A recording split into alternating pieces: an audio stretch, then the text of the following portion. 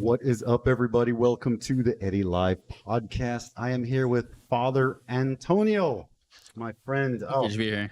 thank you for coming. I appreciate My it. pleasure. My pleasure. Oh man, it was such a cool thing to meet you. Like I was saying earlier, I'm Mexican, so Right. I think most Mexicans are Catholic. I Right. think most Latin, South Central, maybe all the way Central America, all the way down is, Right. is Catholic, and it's really cool that I met you coming to eat here, and I appreciate you coming out, man. My pleasure. I happened to come here with a colleague, and I love it. Thanks, man. I appreciate it. I have so many questions for you, but Sure. maybe we can start from the beginning. Mhm. You were maybe you can introduce yourself. You can say where you're from and stuff like that. Sure. So I'm Father Antonio Acevedo. I'm originally from Colombia, South America, Okay. and I've been here in Taiwan for 7 years. Okay. Okay. So, and originally from Colombia, so I grew up there till I was 10, Okay. and then I ended up moving to the States and Canada. Okay. For the rest of my childhood and teenage years, and then I went back to Canada because I loved it there. Okay. I see Beautiful. you got a bit of Canadian pride there. Yeah. Basically, yeah. So for me too. Yeah. My family went obviously Right. from Mexico to Canada as well, and but where in Canada did you go? Did you go? So we immigrated to Vancouver, to BC. Oh, beautiful. Yeah, Okay. so Okay. Van City when I was 10, and I ended up spending 3 years there. Okay. Because my parents just left everything in Colombia because of the situation down there. Okay. I was gonna ask that. They weren't. It wasn't an easy time Okay. to be in Colombia. I don't know if there's ever been an easy time to be down there, but things were definitely harder than they are now. Okay. And so they decided to immigrate to Canada. Okay, beautiful. So you said you started in the States, though, right? Colombia to the States, of course. Actually, first Canada, yeah, and then first States, Canada, and then and then States. Canada. Oh, okay. And where in the States? My dad ended up getting a job at the IDB, the Inter-American Development Bank, Okay. which is okay. based out of Washington D.C. Okay. So the capital. So we moved from Vancouver, and most people think when I say Washington, they think of Washington State, but ended up being the capital, Okay. Washington D.C. in the East Coast. Okay. Nice. That's beautiful, man. I think that I don't know. I have so many questions to ask you, but Go for it. we'll slowly get into it. But I think so. When did you decide that you wanted to follow sort of the priesthood kind of the path? That path? Right. So Were you in Vancouver at the time, or maybe go ahead. exactly. Good question. So I was when I got to Vancouver, it was probably the first time I realized that there were other religions other than Okay. the Catholic faith. Because Yeah. growing up in Salud. Salud. Growing up in Colombia, it was just kind of like everything's Catholic. You just grew up that way. Yeah. And when I moved to Canada, I had friends. I had classmates. My first friend was actually from Taiwan. Really? Yeah, Oh, man, it's I pretty love crazy. that. But anyways, after a couple of years, I went to public school there. My parents, they wanted me. I guess they wanted me to get what they hoped would be a better education. So they looked Gotcha. at private schools. Okay. And there's a Catholic school. What they thought was a Catholic school just on the outskirts of Vancouver. I don't know if you've ever been out there to Mission. Mission, BC. I've heard of it. I've heard Okay. of it. So I'm from a really small town, and it takes us about 16 hours to drive down. No, to I know Vancouver. So, yeah, you're. it's a good place. But, Right. But yeah, keep going. So it's just outside of Vancouver. It's called Mission, and my parents are of the school out there, Catholic school. Okay. And it was a boarding school, and Okay. so I love sports, and back then I played volleyball, Oh, and so I when I was in middle school, and when after a match they took me out there for the weekend. okay. But when I got there, school was already closed. They'd already gone to sleep. It's probably around 9, but they go to bed early. Okay. And okay. so we started going around the walls of the school, which is also a monastery. And so at a certain point, we saw a light that was on in one of the rooms, and so we just knocked. And eventually, priest gets called, and he comes over, and he's like, "Oh, you're here. You might as well just jump in through the window." So I just climbed in. Wow. Okay. I climbed into this place, and when I said to my parents, and when I was inside, he's like, "Well, welcome to the seminary. When you become a priest, you'll be able to say you entered through the window." And I was Okay. like, "What? What are you talking about?" love Because that. I'd never even contemplated the idea of like doing that. So he kind of was And- like, yeah, he And planned for me, it down. was just Okay. a school, but Okay. it was actually also a seminary. A seminary is a place where you prepare Oh, for the priesthood. oh, beauty. Okay. So, Okay. anyways, I spent the weekend there, and I wasn't all that comfortable there. Okay. They got up really early.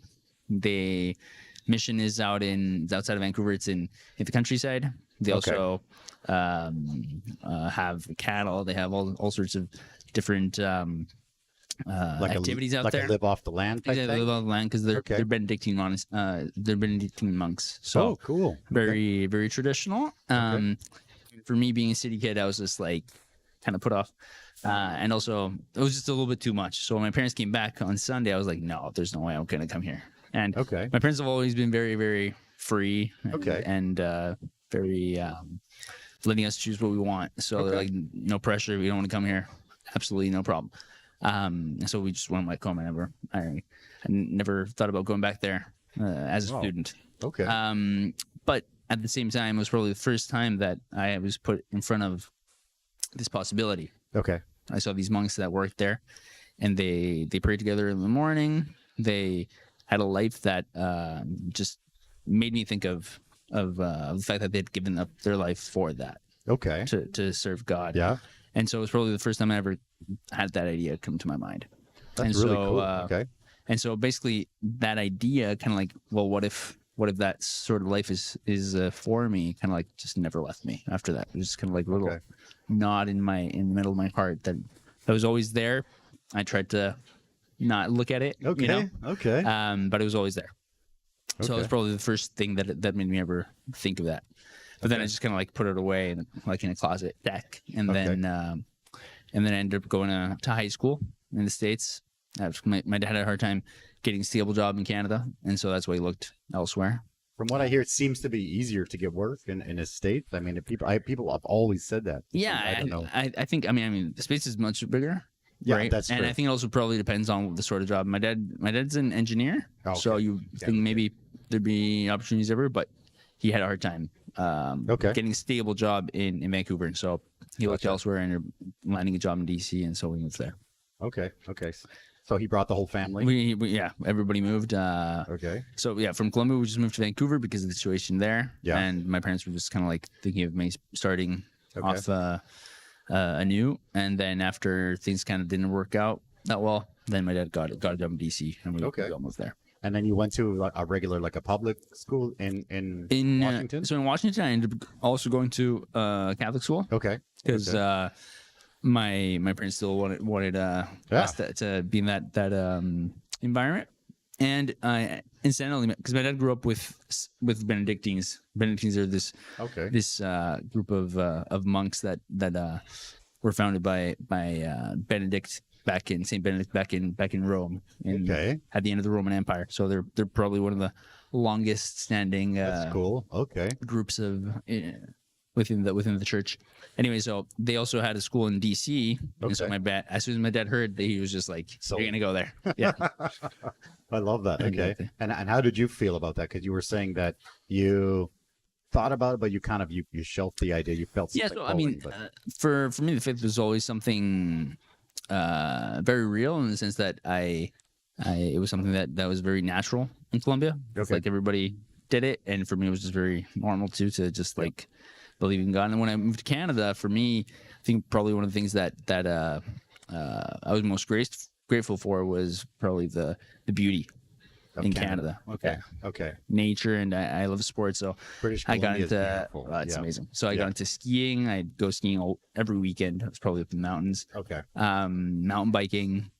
I was just like, and being out there was just like, wow, like That's nice. Yeah. like where does this all come from? But and thank you, It's funny because for me being like born and raised there, right.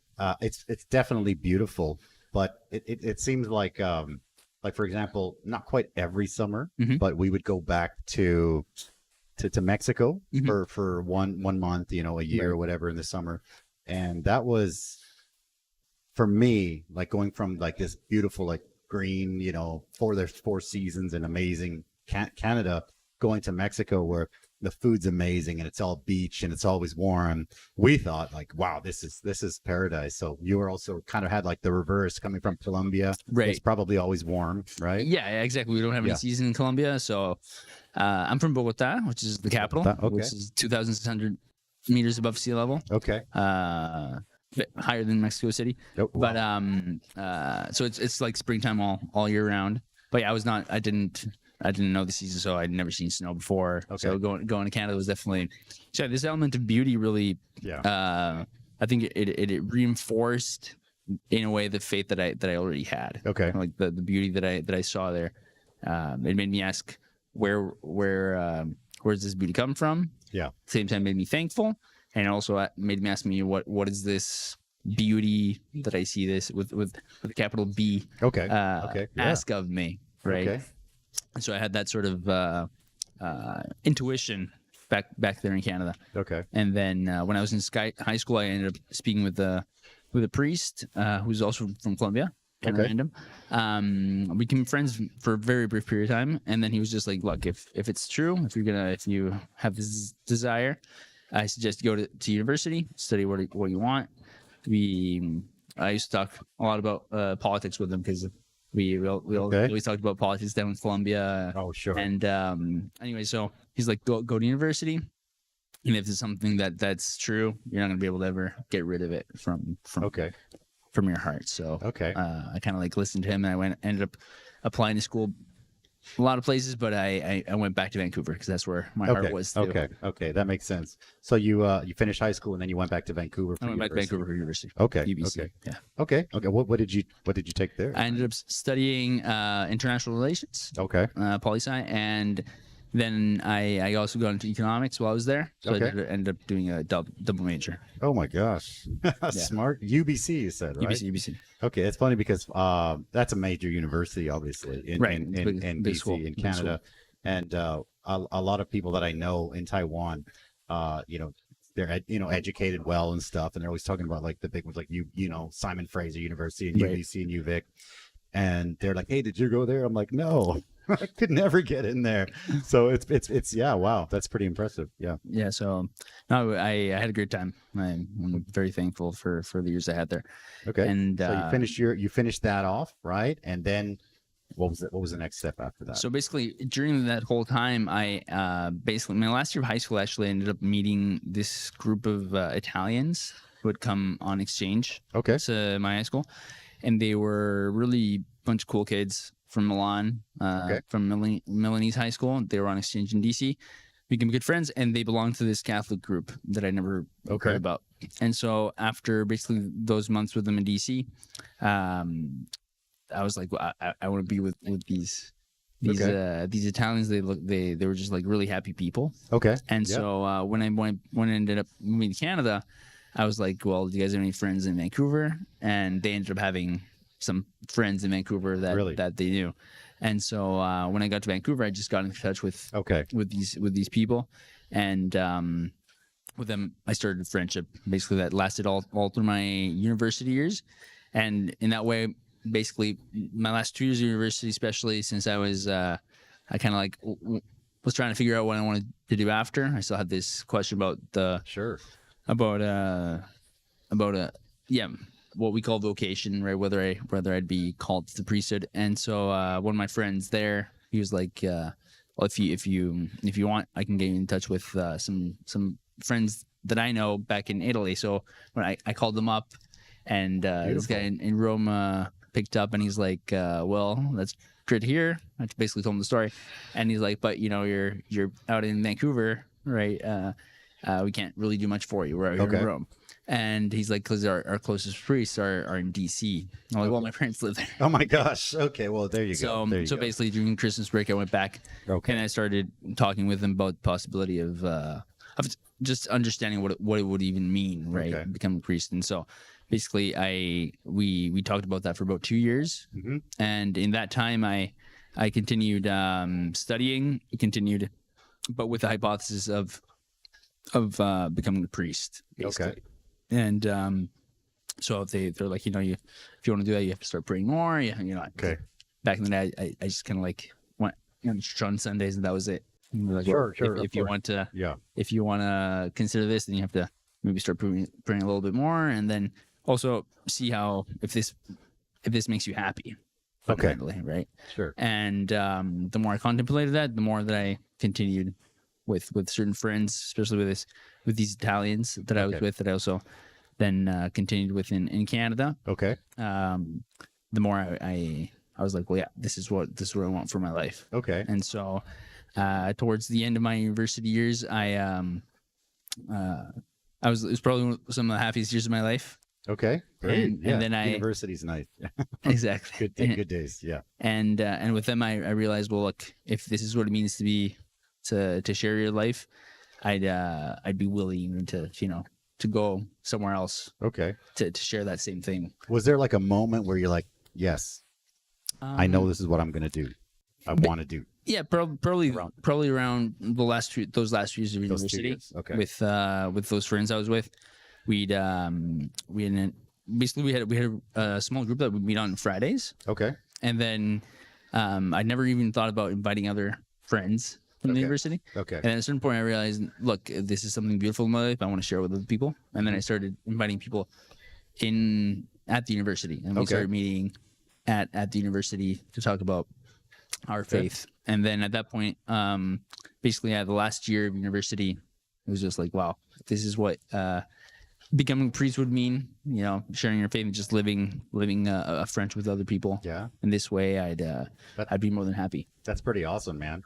So the next step from that, what is kind of we all hear this and that, but what's the kind of the journey? Right. Like what's the next step to priesthood? So you're like, you decided, I love this, I want to do that. Right. What's the next step? So after having thought about it and seeing that you're happy living that way, then I think, of course, every person is different, but usually when you end up meeting a certain group of people within the church that then you decide to ask to be part of. Okay. And so in my case, I had met this Italian group, and which is mostly people who are just like in the church. They're not priests or nuns or anything. They're just normal people who have families and work. But then within this group, there's also this group is called Community Liberation, and within this group, there's also some who decide to become priests, and so then there's been a group of priests that's come out of that. It's called the Fraternity of St. Charles. Okay. So we're like a brotherhood of priests, and so I'd met them, and so at that point it was just like the most normal thing to ask to enter with them. And so then they're like, well, we're Italian, we're a little bit different, so we suggest for you to first spend some time with our priests in the States. Okay. That way you get to know us, you get to see what our life is like, because one of the fundamental elements of our life is common life. So we live in houses together, and we share our daily life. We pray together, eat together, sometimes also work together. It's like a brotherhood, right? Exactly. Yeah. So beautiful. When I entered, so they're like, go to the States, see if you like it. So I ended up going back to DC incidentally, because that's where they had their house, one of their houses in DC, and then I spent 2 years there studying philosophy. Basically, become a priest, you have to study philosophy, theology. Okay. And then, but more than anything, to get to the heart of your question, the fundamental aspect is to see really whether this life makes you more you. Okay. Right. So it's important to study philosophy. It's important to study theology, right? But more than studying, getting knowledge. The important thing is to see if whether this life really makes you more who you are, right? And so you find yourself happier, find yourself more fulfilled, find yourself realizing that this is what you're here for. So you're in DC, right? Yeah, and you're hanging out with the group of guys, right? And then you're starting to feel like, hey, this is the ticket. I like this. Right. Yeah. Exactly. So those first 2 years in DC were a little bit hard because I had a bit of a culture shock, especially with the Italian element of the house. We were 12 guys living together. Some of them were already priests. Some of us were considering that path. and Italians are super direct. Okay. Like the opposite of Taiwanese, right? Like Taiwanese are indirect, right, boys? And Italians just they're not at all. They don't cut. They cut to the cut to the point. They're just like, exactly. Hey. So Okay. For me it was a little. I was kind of like used to being, Well, Canadian American, like being the nice guys, and I remember I'd maybe if I'd bump into somebody or whatever, I'm sorry. One day I was like, what do you say sorry for all the time, right? Like, stop saying you're sorry. That's the you're Canadian not sorry, way, right? Yeah. So like this whole like politeness, right? Like Italians just do away with it, with that. So, Okay. So for me at the beginning it was a little, it was a bit of a culture shock. But at the end, I was happy with them, and so I after those 2 years they said, well, if you want to continue, go to Rome, Okay. to Italy, and that's Okay. what I did. And then we also have a house there, so that's where we study theology, and so studied theology, and then after that they ended up not only asking me to become a priest, but also to send me to Taiwan. Okay. Wow. So we jumped to Taiwan. Perfect.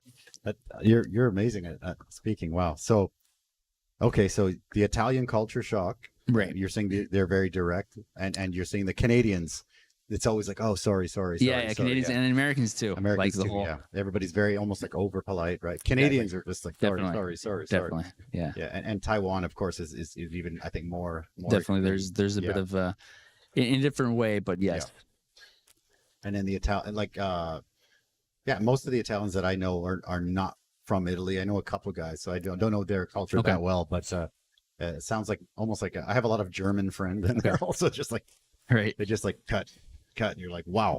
As a Canadian, you're like, hey, man, relax. Exactly. If I said that to you, how would you feel? Exactly. So or like, for example, when you're eating, that's one of the things that is clearest. I mean, Italians are super friendly. They're super generous too. For sure. Like Mexicans, right? If you go to someone's house, it's like, or the moms, manya, you gotta eat. Come. But when you like, for example, in Canada, you used to like being polite on the table. Hey, do you want some more? You want to have some more? Like, if you're just with a bunch of Italians, it's like, whoever gets to meet first eats. Oh, really? Okay, definitely. So gotcha. there's no sort of courtesy. I mean, not that they're impolite, but it's just the way they do things. That's funny because I have a daughter, right? And we went out for pizza with I have a couple of friends, and they have both of them have a son and a daughter. Okay. Right. And so I just have the one girl. So when we, the pizza comes out, the kids with siblings are just like, they're just wolfing it down because they finish that piece, they get the next piece. Exactly. They get the next piece. They get the next piece. And my daughter, they know what I mean. like, share. My daughter has like one piece, and she's just kind of like, right. 20 minutes later, she's like, where's the rest? Where's the rest of the pizza? And they're like, oh, that's long gone. Exactly. And then you order another one, and it's like boom, boom, boom, and everyone has like 5 pieces. Right. And she has 2. Exactly. He's like, well, where's all the pizza? And I'm like, well, that's how it is when you have brothers and sisters. Right. So it's a similar situation. That's right. That's beautiful, man. So you went to Rome from Italy. Yeah. Sorry, from Washington. DC, exactly. From DC, yeah. And how was that? I mean, you went right to Rome, and what's kind of the process of that? Do you move to the house? Do you have to apply for something? Do you need to? How does that work? So of course, every group is different. Okay. So I mean, and the church is huge, and so there's all sorts of different groups within the church. But basically, to make it simple for you, but also for everybody who might be listening. Okay. There's basically 2 big distinctions: priests who serve in the local church, which is called diocese. Okay. And they're usually people who are locals. They want to become priests, and they just go to the local church, and they end up becoming priests there. In Italy or anywhere. Here in Taiwan too. Oh, really? Right? Like if you're local Taiwanese, you want to become priest, you go to the local diocese. Here, there's a seminar. I used to teach English there actually. Okay. And then you go through the process here. Here they study philosophy and theology as well, but they do it all here in Taipei. Or in Xinbei, I should be, because that's where they have the school. Yeah. And so that's kind of like one category of priesthood. The other type of priest belongs to a congregation or an order, Okay. which simply means a community of priests. Okay. So that's more of like what I belong to. Interesting. And so it's more independent because it's not bound to any local church. Okay. It's kind of like its own thing. It's a group onto itself. And then they're responsible for forming their own people. Oh. So that's why they asked me, for example, to go to DC, have me study philosophy. I went to study philosophy at the local Catholic University of America. And then when I finished that, they told me, well, go to Rome. And we all live in houses that belong to the order, to the fraternity. Okay. And so we were living in Rome in the seminary that belongs to the community, and then I was studying in downtown. We're kind of like a newer order, so we don't have all the benefits of having been present in Rome for centuries. So our house is outside of Rome, so we go every morning into downtown to go to school. Okay, because I mean, I didn't know too much about that, but I just thought, you want to be a priest, and you move to the Vatican or something for how X amount of years and stuff. That's probably you're not the only one who thinks might. that. Oh yeah, definitely. For sure. Okay. So basically the two big distinctions as I mentioned are these two, kind of like the local. If you're from whichever place you're from and you want to stay there for life, that's what you want to do. Then you stay there and you're formed there. You could be let's say we're in Taipei, we could be or Xinbei, right? You want to be a priest here, you could do all your training here and then stay in priest here. Exactly. Really? Oh. Yeah. I mean, there are Taiwanese priests here. Okay. Most of them have done that. Interesting. Oh wow. And the other case is you happen to meet as I said, an order. Okay. And depends on the order. There's order, for example, the Benedictines that I just mentioned earlier, right? They were founded back in the 400s, right? And that's pretty I mean, they're all over the world now, and so it also depends on that where they might be, and so that also determines where they might send you. I belong to a very young order. We were founded in 1985. Okay. Before I was born. Okay. And young guy, present in 17 countries currently. That's amazing. So, wow, 1985. Okay. Yeah. Okay. I keep forgetting you're so young. Yeah. But okay, so you're in. Yeah. So the decision, you're like, okay, let's just do this. Were there any cultural differences you found in Taiwan, and what caused the decision? What's the decision to be like, okay, you are going to go to Taiwan? Right. Where does that come from? No, it's a beautiful question. I had, as I mentioned, my first friends in Canada were Taiwanese. Okay. And I knew quite a few Taiwanese in Canada, but I'd never imagined coming here. I love Asia. I love Asian food. Yeah. But it never really occurred to me that I might come here one day. It happened that when I went to Rome. Yes.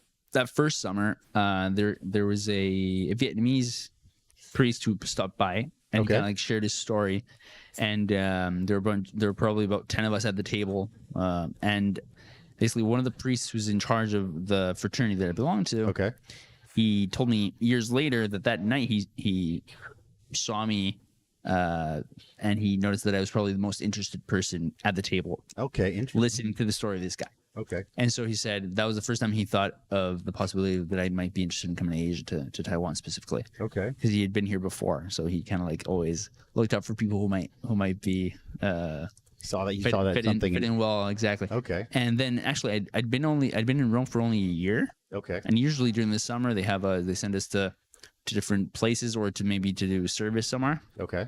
And so I thought, I've only been here for 9 months in Italy. They'll probably ask me to stay here in Italy, do something maybe. Yeah. Instead, they're like, well, do you want to go to Taiwan for the summer? Mm-hmm. And I'm like, what? So I'm like, sure. So I came to Taiwan, and I spent the summer with the priests here. Okay. And I started learning a little bit of Chinese. I mean, what you can in 2 months, which is you just get the taste of few words in your mouth, right? But I mostly enjoyed really seeing what our priests did here. Okay. And that they were really friends amongst themselves in the work they did.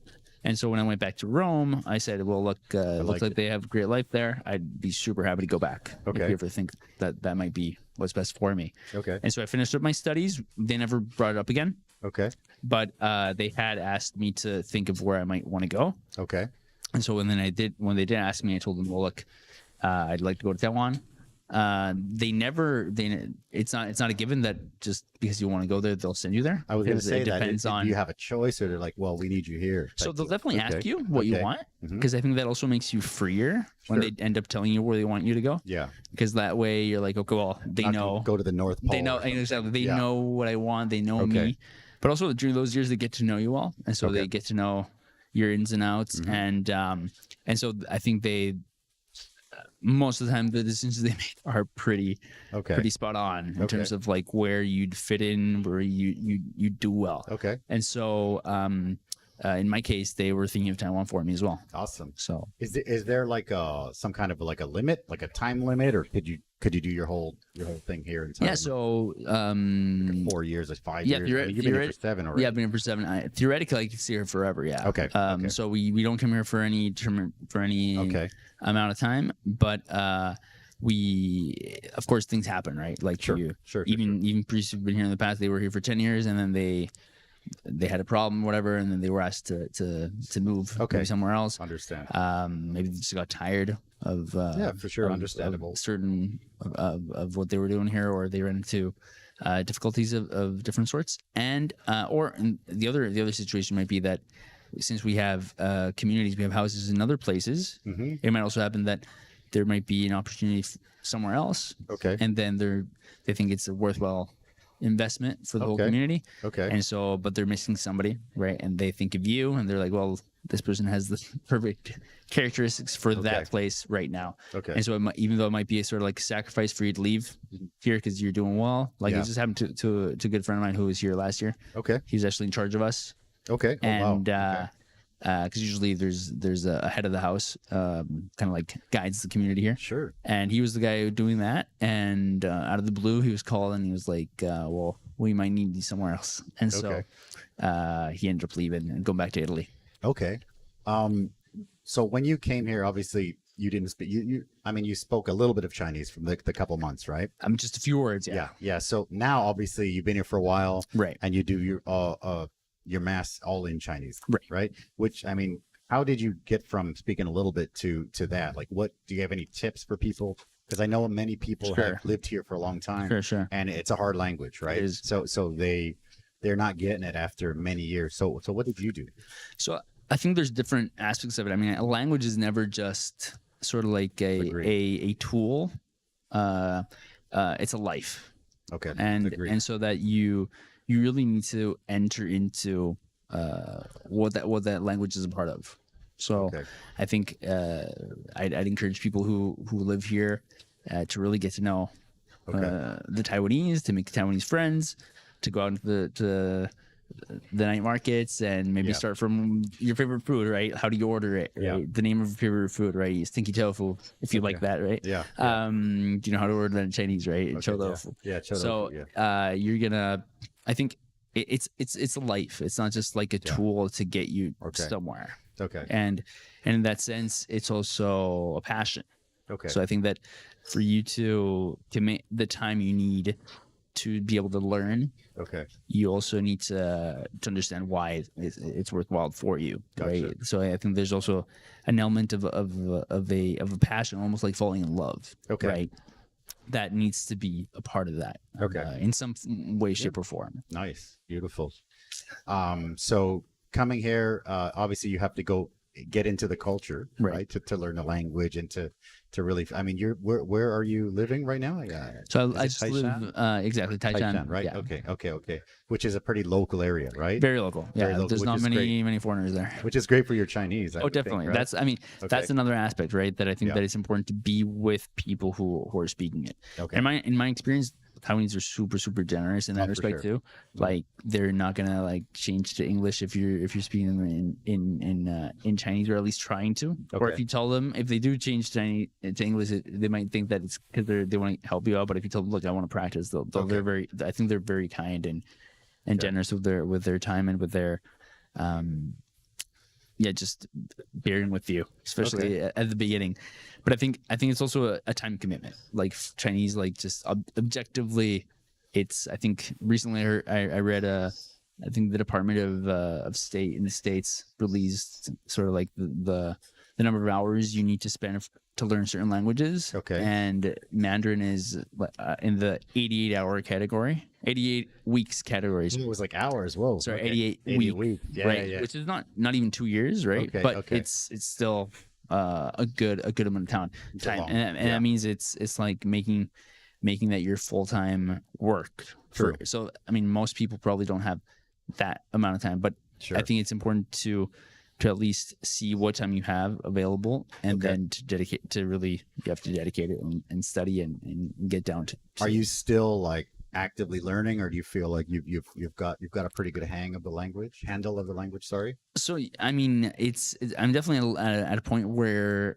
you have enough to live well. Okay. Yeah. But you always need to stay on top of things. And Chinese is the sort of language that you can't just like count on the fact like, okay, yeah, I've for example for the things I have to do at church. Yeah. Like, yeah, I've read that before. Yeah, don't count on that.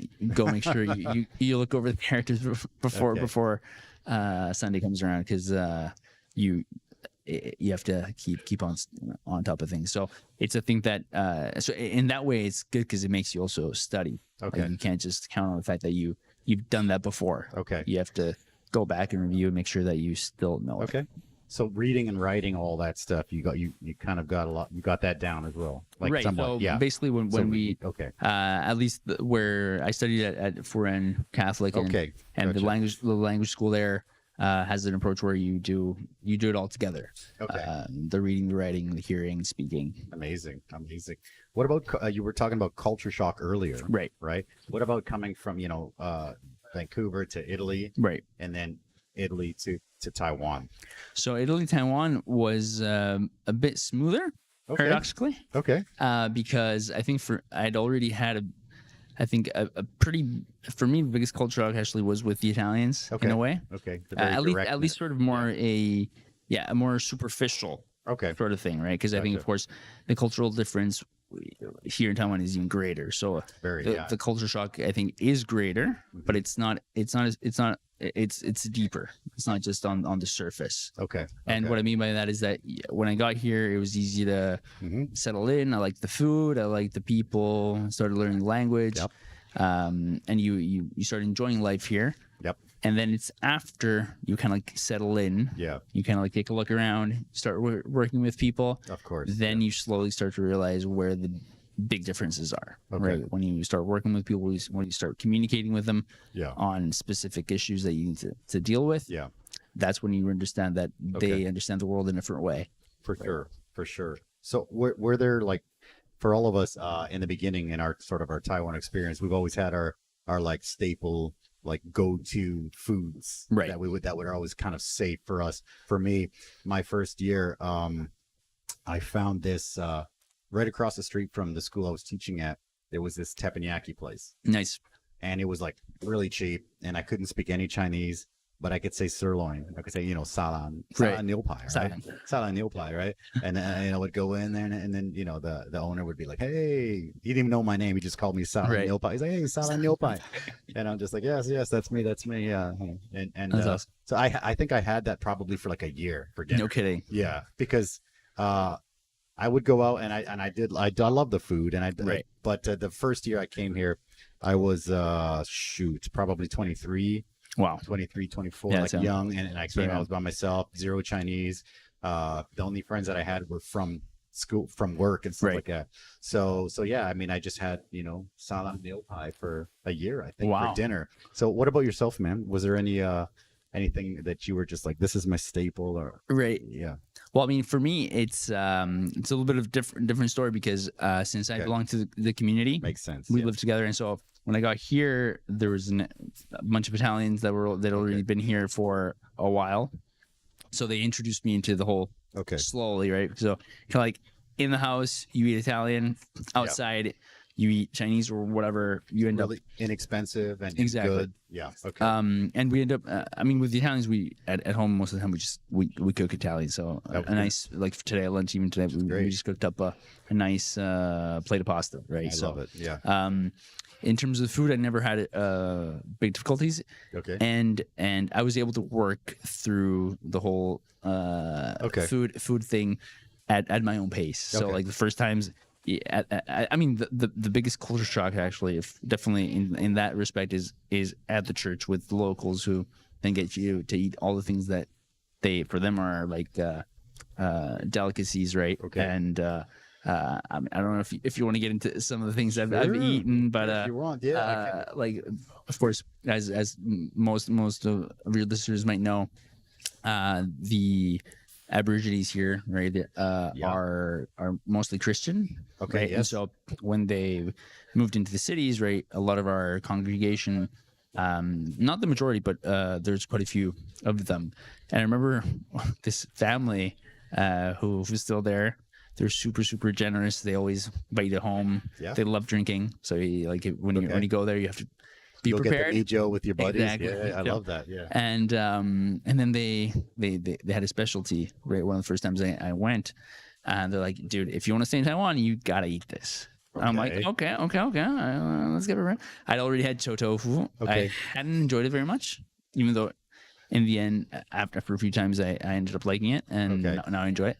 Okay. But Really? if anybody thinks cho tofu is tough, basically they went to the fridge and they got a jar, right? And it was like this grayish sort of thing inside this jar. Okay. And they're like, well, you might we'll tell you after you've tried it what this Oh, is, right? And that's all the tough. other priests were like, no, we're not having it. He has it. He's never had it. He's having it. Give it to him. Right? Give it to him. So they open up, they're like, no, everybody's having it because it's part of the thing, right? For them, it's a delicacy. Anyways, they take like a spoon or whatever, they dip it into this Grace. it's blue, this brown sort of, so it looks like a jam, okay, Okay. and then they just like eat it and gulped it down, whiskey, got it down, and I'm like, was that what I think it is? I still don't know what Right, it is. So, and- okay. Basically, they have this tradition where they go hunting at night, Okay. and they end up capturing flying squirrels. Okay. Okay. Yeah. And then they take the excrement. Okay. Out. Oh, okay. Okay. They don't harm the animal, Yeah. but they take the excrement out. Okay. Okay. And they take it back home, And that's what preserve that it, was. and on special occasions, that's what they bring. Yes. Wow. Okay. And so it's very fresh. You even have the Okay. smell of the herbs that the animal ate. Okay, but it's okay, not wow. something I would suggest. Wow. Do you know what? Wow. I've never even heard of that. Wow. Yeah, Because it's pretty. for me, yeah, I think the cho tofu is a big one, and I've Right. tried it a couple times, and I like food. It's not awful, Right. but there are things that I would rather eat. Right. Like Taiwan has some good food. Right. So I'd rather be like, well, if I'm gonna eat, I want to eat something I like. Exactly. Right. So yeah, I think Yeah. most people Yeah. might not have heard of this sort of thing because I've it's not not. heard that. Yeah. It's pretty particular. So definitely, there's all sorts of different. But all of us who've stayed here Yeah. have had it. Really? Yeah. So it's like a rite of passage. It's like a rite of passage Okay. with them. Wow. Yeah. Wow. Okay. I wouldn't ask for it again, but I can respect. So definitely, yeah, no, I understand that. Wow. So yeah, for me, like I said, the first time I tried cho tofu, it wasn't awful, Right. But it was there are things I would rather eat Right. if I was like starving and it was there. Of course, I would eat it. I mean, I love yeah. dumplings, and Yeah, I mean, dumplings are fantastic. it's just You know, you like get, for like, us. beautiful, like the xiao long bao and like the gong bao jiding, and all. I love all that stuff. Right. I have a funny gong bao jiding story. We went to down south in Taiwan, so I can't remember where. We go into this Kwai Tao Dian, and they're just like, they see me, they're like, oh, why go oh, gong bao jiding, and I'm just like, well, well, what do you mean? And they're just like, oh, they tell me in Chinese that every single foreigner They just ask for this. loves, they just want gong bao jiding. And I'm like, no, I'm speaking Chinese. And no, I've been here for a long time. I love Taiwan, I love the food, and blah, blah, blah, blah. And they're like, oh, okay, boy. So, what do you want? And I'm like, gong bao jiding. Because it's so good. I love it, It's right? awesome. It's so good, yeah. It is great. It's one of my favorite dishes. And there's actually a place in Dan Shui Mm-hmm. that does a Gongbao Jiding, but they do another version of it with like a pork intestine. Nice. And it's like when you have like tacos de tripa, Sí. right? Bueno. And it's like tripa Gongbao Jiding. And I'm just like, Incredible. It's probably my favorite dish in Taiwan. I'll and they have to fry try it, so it. it's really crispy. Nice. One of these days, man, it's so good. I love that. I actually love also like the du, all the Oh yeah, for sure. like the pozole, right? All the the stuff. pozole is great. All the Yeah, I pozole made stuff, pozole right? the other day actually. Really? Yeah, Oh, yeah, 'cause it's one of my favorite dishes. Beautiful. No, it's funny because being like a Mexican, but Right. they, everybody here just thinks you're white, right? So Right. you go in and I'll order like the intestines and stuff like that, and they just look at me and they're like, Foreigners don't usually foreigners like that. don't eat that, Right. and I'm like, oh no, but I'm Mexican, and they're just like, are you Right. sure? I'm like, okay, well, can I just have it? It's I, good. I love yeah. how Waiguaran usually just means It's just kinda a like blanket statement for anybody who's like, who's not Taiwanese. Exactly. Yeah, it's funny. Yeah. No, I love that, man. So, cheers, man. I appreciate you coming, man. That's My pleasure. So good. So I actually have a question that Sure. I've always wanted to ask. I know you were saying Christian earlier, right? So, what is kind of like the difference between like Catholic and Christian? And I know when you went to Vancouver, you got to see the whole rainbow of all the Right. different kind of religions, right? of course. But like if someone says, Catholic versus Christian, because for me being a Mexican, we just go to Catholic church and that's just For what sure. we do. So when I came to Taiwan, at that time I couldn't find a church. Okay. I think I told you the story. I couldn't Yeah, I find a think you church. mentioned. And a friend of mine's like, oh, I'll bring you to this one, and we went to like a Christian church. And I remember like growing up in the Catholic church, it's pretty, everybody just kind of like, it's pretty mellow, and the sermon comes out, and I enjoy it a lot. It's almost like meditation. You just kind of like doing it. It's great. I love it. And so when I went to the Christian one, Right. there was a lot of jumping around, and everyone's like, hey, everyone, and I was just kind of sitting praying, and like, hey, we got a new face over there. Come on up to the front. Right. And at that time, I just came to Taiwan. And Okay. at that time, I was super introverted. Okay. And I was super quiet and super shy, and I was like panicking. I'm like, What's happening there? I just came to church to pray and kind of listen to the sermon and go, right? And they're like, oh, come on up, introduce yourself. And they and it was like, I was like super panicked because Right. at the time I was super introverted. Right. So I was kind of panicking. So the Christian people that I know that I kind of mentioned the story Right. to, they say it's kind of normal that everyone's kind of like, hey, come to the front. But so what if someone were to ask you what's the difference between Christian sort of and Catholic? Right. Yeah. So no, that's a good question. Yeah. It's also I don't know. I think it's also important to try to understand the differences within what also we share in common. Okay, Right. sure, So I also have quite a few Christian friends here in Taiwan. Okay. And a lot of them, we even have for some time I went down to Taichung Okay. for on a bi-weekly basis to have a meeting with them, and once in a while, right, when the differences pop up, Okay. it's also important to remind ourselves, look, we're in Taiwan where most of the population is non-Christian, non-Catholic, right? Okay. And so it's also important for us to remember what is actually what we actually share. And what we share is that we all have the same we believe in the same God, right? Which is Jesus, right? Yeah. Which is the same so sort of like the very essentials of the faith are the same. Okay. And like the very, very sort of minimum and in terms of the differences, right, they vary from the part of the ritual that you mentioned, right, that you experienced, Yeah. to, of course, the theological components. Sure. And those are all differences that come in all different way, shapes, and sizes, Okay. so to speak, because it depends also on the history of the particular church that you're talking about. Okay. So it's also difficult to say, okay, Christian churches generally believe in this or do that sort of thing. Okay. Because Understand. as you mentioned, that this sort of like very Because for me growing up, active and happy go, and sort of very energetic experience you had. Yeah. That might be true in, for example, the church you went to, but then there's also Protestant churches that are not like that, right? So I think the main difference I would say is that I would first emphasize the fact that we all believe in Jesus, especially in Taiwan, right? Of course, yeah. Because in Taiwan, for example, you get into the cab, right, and the taxi driver will ask you, "Hey, what do you do? What are you doing?" I'm like, "Well, I'm a Catholic priest." And they're like, "So you guys believe in Mary, right?" And like, not exactly. We believe Mary as much as Protestants do, right? We all believe she's the mother of Jesus, right? Sure, yeah. But our God is Jesus, right? Yeah. So that's sort of like fundamental.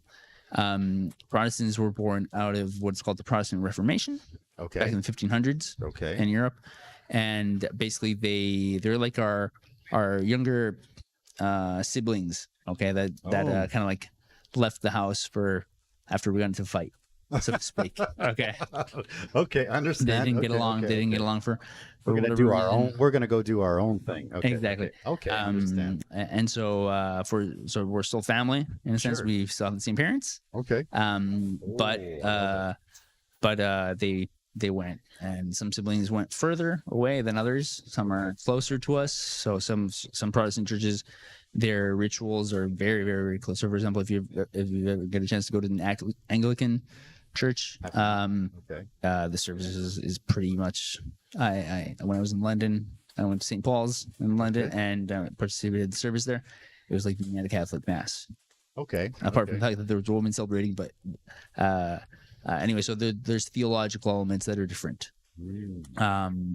So we could have a conversation on that all day. No, that's great because I've always I've always wondered, and I could never really get an answer because, like I said at the time, I couldn't find a Catholic church. Right. And one of the school that I worked at, they provided a dorm. So one of the ladies that lived at the dorm, she, funnily enough, came to Tianmu to a Catholic, to a Christian church, and I was like, I think it's the same, right? I think it's the same. So I'm like, okay, let's go. And then I had a couple of really weird experiences there. And then I was like, okay, so I tried a couple different, and I kind of had a similar, I don't want to say weird, but kind of a weird, it threw me off a little bit, experience. And then I was like, okay, well, it must be very different. So I don't know. So there are some churches that are very, very different because, so as I said, the Protestant Reformation starts in Europe, and so then it expands. Of course, the U.S. is predominantly, and Canada as well, Protestant country. I didn't even know that. And so they're all Christian, and so we all share the same belief in the same God, but especially after the Protestant Reformation, so after Luther, Martin Luther, you probably heard of him, who was the founder of the Lutheran Church. Yes. Anyways, kind of like he kind of like lit the match that then inspired other people as well to start their own churches. Break off, right? And so some of them, especially, of course, you can imagine what's happened in almost 500 years. Those divisions have increased, and so there's some that are almost unrecognizable in terms of like sort of like when you compare it, for example, to a Catholic ritual, even the theology, right? The theology has also changed quite a bit. But the essential hasn't. So I think I always enjoy meeting other Christians here in Taiwan because I find that a lot of time even they are not familiar with they don't know why we're different, right?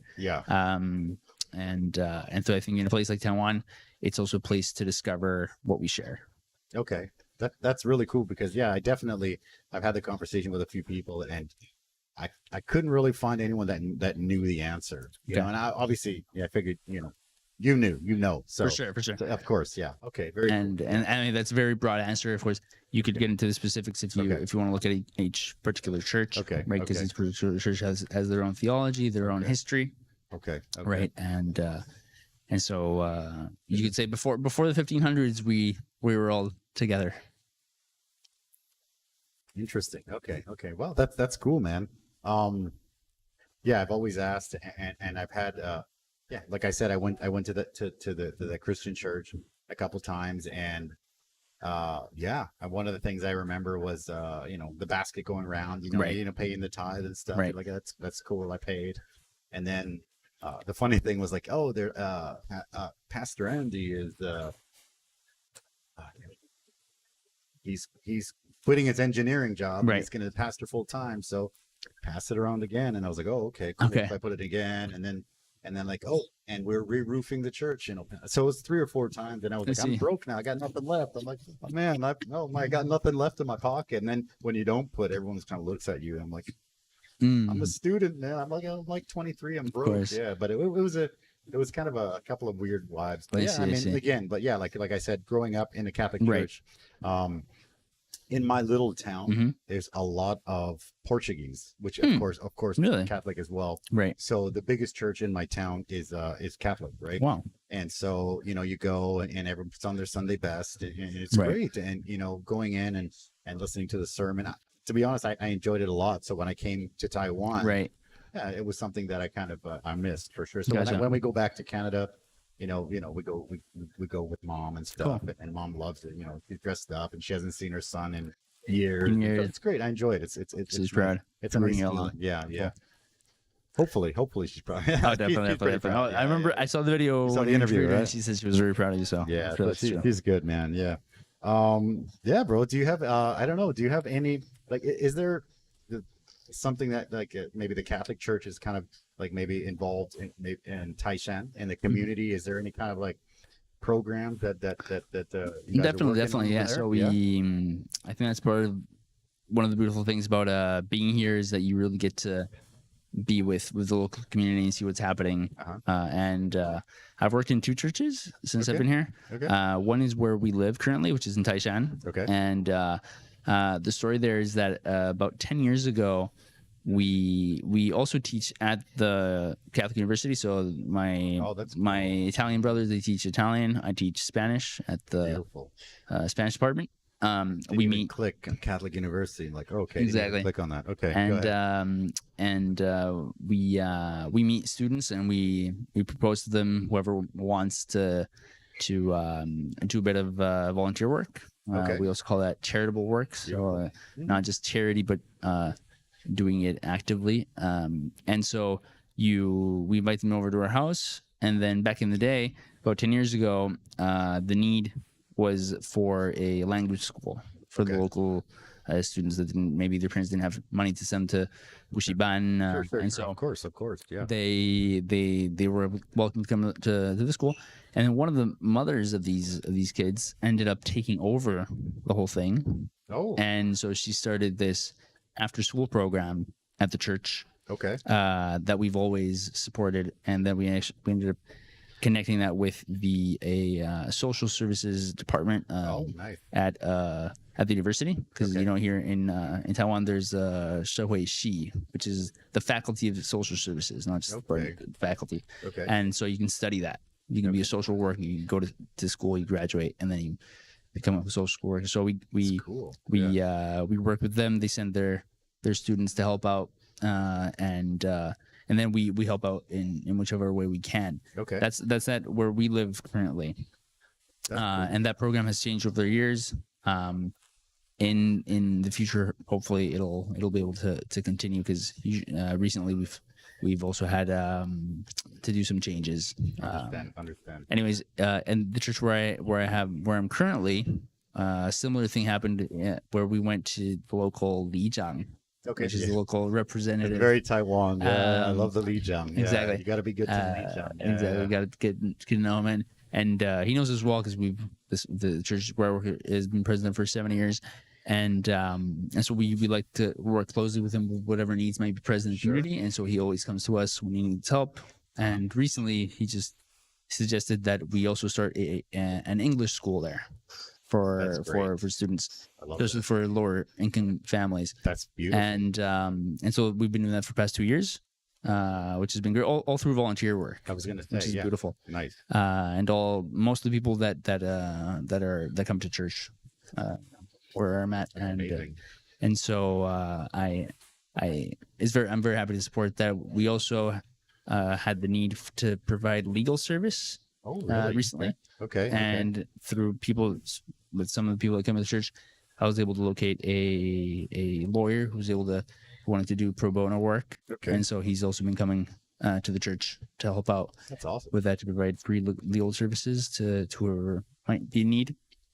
And then the other thing we've been doing recently is all related to languages, sort of an older age group of parishioners. They wanted to start up a Japanese KTV. Oh, nice. Okay. And so that's also opened up to the community, whoever wants to come to learn Japanese through KTV. Cool. And especially the older singing is great. Yeah, exactly. Yeah. So people who are around our parents' age. Our parents' age. I thought you were going to say my age. I'm like, hey, no, I'm kidding. Yeah. Okay. So no, that's great. Yeah. And I believe that a lot of the older generation speaks some Japanese, right? I've had some customers, like for example, this Friday, we have live music from a Latino guy from Paraguay, right? I had him on the podcast a while back, and he has been here. This November is his 80th birthday. No kidding. And he's been in Taiwan for 50 years. Wow. So he said that when he first came here, he was in Japan for 1 or 2 years, and then he came here, and he said that at that time, 48 years ago, right? Japanese was, everybody spoke Japanese. Japanese was way more useful than English and Spanish and stuff. I imagine. Which is, So I some of my older parishioners speak it. Yes. Okay. But nowadays, they're mostly over 90. Those who speak it well. Yeah, that makes sense. Yeah. But I have met some of them. Yes. That's awesome, brother. Yeah. So cheers, brother. Yes. Yeah, man. I think we could probably talk all day, man. But is there anything that you want to add before maybe we call it? Yeah. I mean, I appreciate you coming, and it's my pleasure. My pleasure. Thank you for do it again the questions. Definitely. Yeah. Because I know you prepared some awesome questions that we didn't have. We didn't even talk to. Yeah. Exactly. Is there anything you wanted to hit on here? How do you balance your role as a priest, right, with your personal life?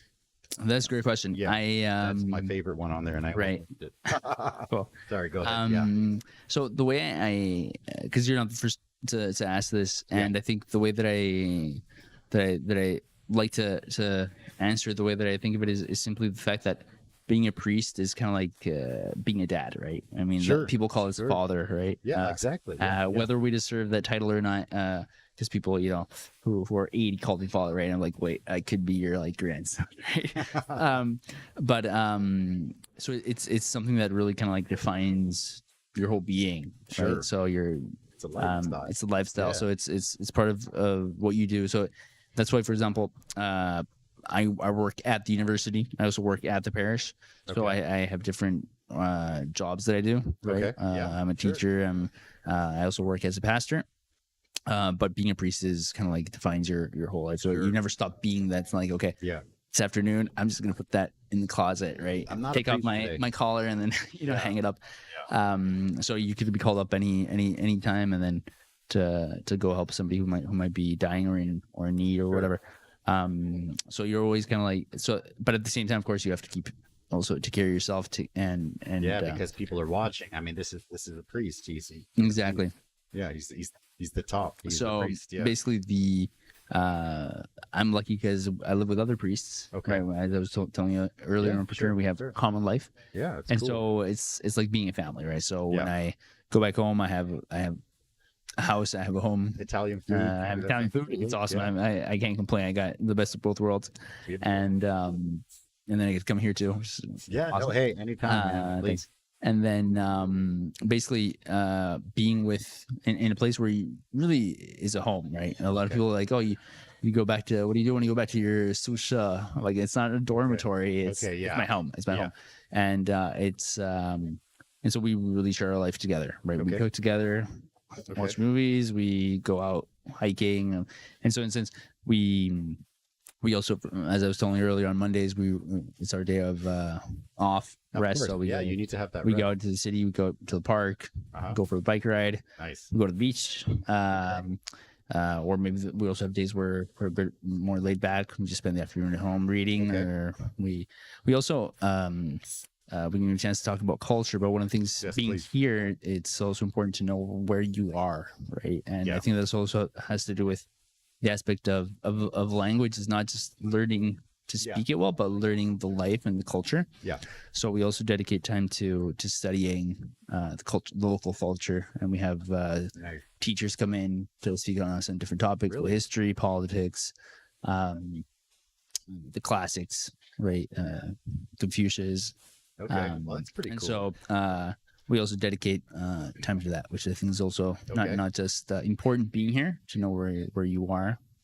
The people you have in front of you are on the street are children of that ancient culture, and so it's important to know how they think, where they come from, and that also gives you a perspective, and I think studying is also something that is restful. Always learning. Yeah. Exactly. Okay. It can also, even though, of course, you work, but also enjoying that process. It can also, that's also one form of rest. Gotcha.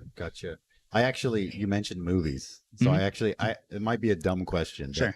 But there's always a lot of, let's say, like horror movies. And it's always this, like The Exorcist and stuff like that. So how as a priest, you don't watch those, or it's just like those are just ridiculous. I mean, it might be a dumb question, but I just think like those ones scare me the most all the time, because you mean the Exorcist movies? Yeah, movies like that, because I mean, you can watch like a zombie movie or something, and it's like it's just a dumb zombie movie, right?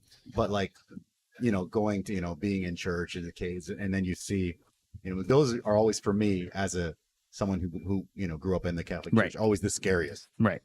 How, as a priest, do you feel like, oh, that's totally inaccurate, or do you just feel like you don't watch them, or I've always wanted to ask that. It might be a dumb question. No, not dumb at all. Yeah.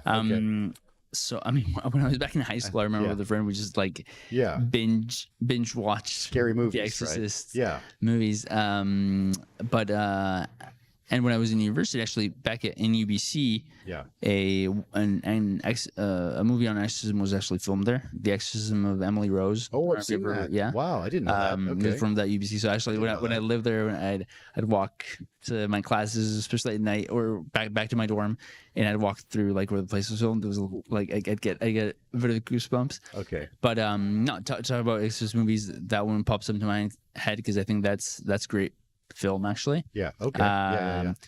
And I think what you need to think of is, okay, what is this film based on, right? And what aspects are true, or what is just like Hollywood, right? Hollywood, sure. And nowadays, most of these films are just kind of like Hollywood. Yeah. There's a lot of elements, but there's definitely substance to it, right? And I think that I don't personally watch them anymore. Okay. Because I don't think that they're not accurate, maybe. I mean, probably the one that I'd watch again is probably Emily Rose. Okay. There's some Emily Rose. I think that's based on a true story, and it's pretty accurate in terms of things that are being represented there. Okay. So and I enjoy it, even though it's a little scary. Yeah. But I think that being a priest, you also have to deal. Even though I've never met any people who are possessed. Sure. But you definitely are there on the edge of what is of the divine and of evil, right? Because you deal with the good in people's lives, but then you also see the evil, the hurt, the damage that is caused, and so a lot of things that sometimes are put on the screen and are depicted as something to make people simply have a good time and being scared. Jump scares. Exactly, but sometimes it's also real. So in a sense, I think that we're attracted whenever even I remember one of my brothers, he studies religious studies at the university. He's doing a doctorate there. Yeah. And when you open a course on like the demonic, right? Okay. Yeah. You'll have people just like sign up for it right away. Really? Wow. Yeah. Okay. If you were like, okay, we're gonna be talking about like angels, right? Yeah. most people probably They're wouldn't. going. Exactly. Okay. But so there's definitely because I mean evil is part of the world, right? Sure, But of course. good as well, right? Sure, of course. And Yeah. and so in a sense, being a priest, I think you walk on the edge of that It's really cool, dynamic, and as we all do in a way, because we encounter good and evil every day. So in a way, these are real elements of our life. Sometimes we're more aware of them than not. Yeah. Anyways, to get back to your question, I think that there's definitely some movies that are Hollywood. that are good, but most of them I think are just Hollywood. Okay. Okay. Cool. I wasn't gonna ask that, man, but No, I was like, no. it's because it's like, That's fine. I like scary movies. Sure. And yeah, my wife doesn't. Obviously, my daughter's a kid, so she doesn't watch them. Right. But sometimes I'll watch those, something like that, and then growing up, in the church, and, Right. ooh, those ones actually spook me. Right. And the zombie apocalypse ones are just like, that's like the dumb Right. movie. Yeah. Great. I watched. I watched like Train to Busan. Like, that Korean. one. Yeah. I enjoyed it. I mean, It's fun. I mean, that's not. Fun. It's not horror, right? It's just like. Exactly. So I mean, that's just fun. Comical. I mean, a good comment. A good comedy is a good. Exactly. Is fun. So for sure. Brother, I mean, do you have anything you want to add? I mean, there was something that you make sure you wanted to hit on before we call it.